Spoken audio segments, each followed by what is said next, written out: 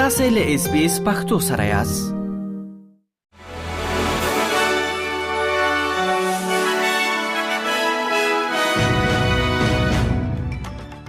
سلامونه ستړي مشئ. نن چهارشنبه د 2024 کال د جولای د میاشتې لومړۍ نیټه ده چې د چنګاښ د میاشتې ل 10 نیټې سره برابرېږي او تاسو له SBS پښتو څخه د نن ورځې لاند خبرونه اورئ. د ایران لوړپوړي مذاکره کوونکي محمد باقر قالیباف ویلي چې د هرمز تنګی د تهران د قدرت تر ټولو لوی وسیله ده او ټینګار کوي چې د روسي موافقې په اړه خبرې اترې به تر هغه وخت پورې پیل نشي ترڅو چې د تفاهم لیک مادي پلي نشي.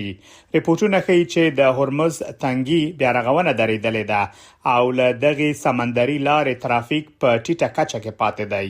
په همدې حال کې ریپورتونه ښیي چې د قطر لومړي وزیر او د بهرنیو چارو وزیر محمد بن عبدالرحمن بن جاسم الثانی په دوحه کې د امریکا له استازو سټیف ویټکوف او جیرد کوشنر سره لیدلي.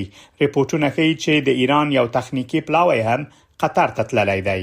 د اسرایل لومړي وزیر بنیامین نتنیاهو ویلي پوځ ته امر کړی چې د لبنان په سویل کې د حزب الله ټول پوځي تاسیسات، تونلونه او د وسلو زیرمې له منځه یوسي. هغه د پولې ترڅنګ له سرتیرو سره د لیدنې پر مهال ویلي چې ځواکونو ته څرګندې لارښوونې شوې دي که هر ډول ګواښ سره مخ شي سمدستي د اقدام وکړي. نتنیاهو همدارنګه ویلي چې تر هغه بعد د ځواکونو د استلو پریکړه ونه کړي څو چې حزب الله بې وسلې شوی نه وي. د لبنان حکومت او حزب الله دواړه وایي چې د اسرایل لخوا جوړ شوی امنیتي زون د لبنان د خاورې ناقانونه اشغال دی.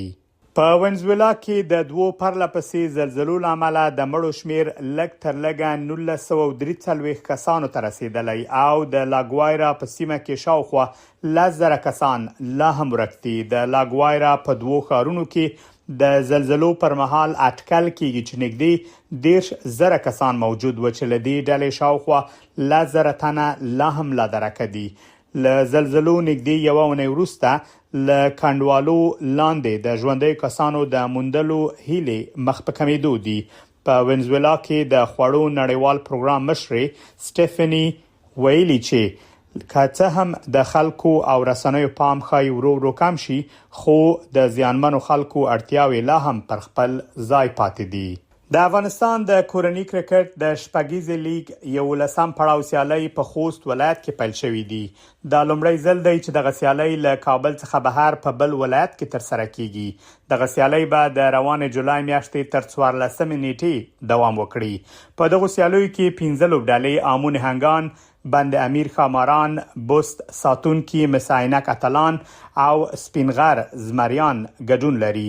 شپږیزه د افغانستان د کورنۍ کرکټ تر ټولو ستر لیګ دی او په تیرو 10 کلونو کې ځوان استعدادونه ملي او الف لوبډلې ته ورپېژندلې دي.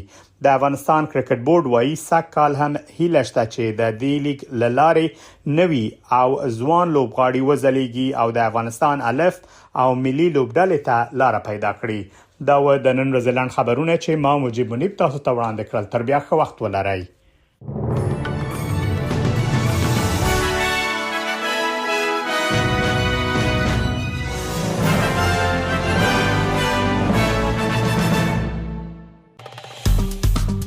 که غواړئ دغه سنوري کیسې هم اورئ نو د خپل پودکاسټ، ګوګل پودکاسټ یا هم د خپل خوښي پر پودکاسټ یو اورئ.